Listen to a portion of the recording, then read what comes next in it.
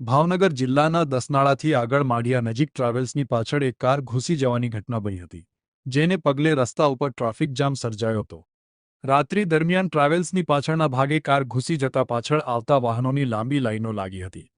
જો કે આ ઘટનામાં કોઈ જાનહાનિ થઈ હોય તેવું સામે આવ્યો નથી, પરંતુ અકસ્માત સામાન્ય હોય જેને પગલે રસ્તા ઉપર થોડો સમય માટે ટ્રાફિક જામની સમસ્યા ઊભી થઈ હતી।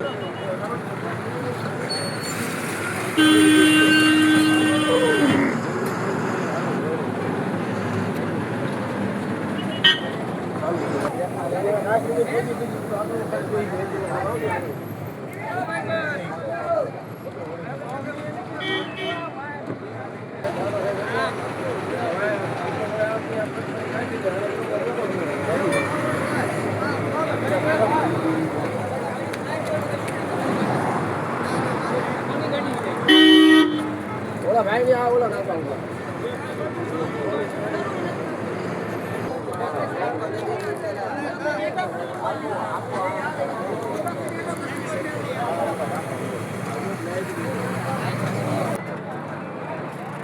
ઓલા લોક થઈ ગયો રોંગ વળી ગયો નવી જડી ગયા હા એટલે લાઈન હા બોલું હા